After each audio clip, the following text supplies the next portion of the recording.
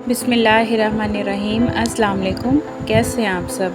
उम्मीद है सब खैरियत से होंगे।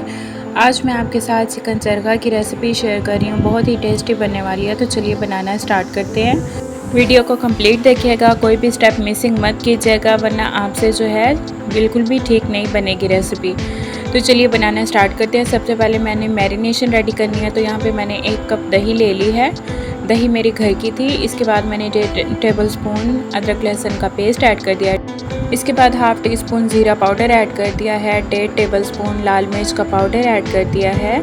हाफ़ टी स्पून गरम मसाला पाउडर ऐड कर दिया है। और इसके बाद मैंने हाफ़ टी स्पून हल्दी पाउडर ऐड कर दिया है। हाफ़ टी स्पून काली मिर्च का पाउडर और 1 टीस्पून धनिया पाउडर ऐड कर दिया है। पिंच मैंने येलो फूड कलर ऐड कर दिया है। Half tea spoon salt add कर दिया है। इन सब चीज़ों को मैं दही में अच्छे से मिक्स कर लूँगी ताकि सारे स्पाइसेस मिक्स हो जाएं। इसके बाद मैंने 2 टेबलस्पून लेमन जूस ऐड कर लिया है और 1 टेबलस्पून मैंने सिरका ऐड कर लिया है। इन सब चीज़ों को अच्छे से मिक्स कर लेंगे। इसके बाद लास्ट पे और मैं इसमें 1 अंडा ऐड कर दूँगी। तो यहाँ पे मैंने अंडा ऐड कर दिया है। इसे भी मैं अच्छे से मिक्स कर लूँगी। मैरिनेशन जो है हमारी रेडी हो गई है। अब चिकन जो मैंने ली हुई थी साबित, वो मैं इसमें ऐड कर दूँगी और अच्छे से कोटिंग कर लूँगी। चिकन को मैंने पहले कट लगा लिए थे, आपने देख लेना है। इसी तरीके से गहराई में कट लगाने हैं ताकि स्पाइसेस जो हैं वो अंदर तक मर्ज हो जाएँ चिकन में।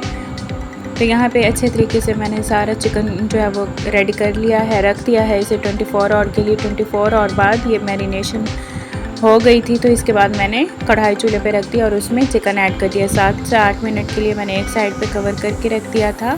दूसरी साइड, सीने वाली साइड को मैंने 8 से 10 मिनट के लिए रखा है, क्योंकि सीने की जगह जो होती है वो ज़रा ज़्यादा देर लगती है। तो यहाँ पे पानी खुश्क हो गया, तो मैं अब इसे निकाल लूँगी और फ्राई कर लूँगी। डीप फ्राई होगी ये। यहाँ पे अब मैं ऑयल ऐड कर रही हूँ। ऑयल गर्म हो गया है तो मैंने इसमें ऐड कर दिया है चरखा जो हमारा था। 7 to 8 मिनट्स मैंने एक साइड से दिए थे, 8 to 10 मिनट्स जो दोबारा सीने वाली साइड से दे दिए थे। तो इसके बाद अब मैं इसे टर्न कर लूँगी।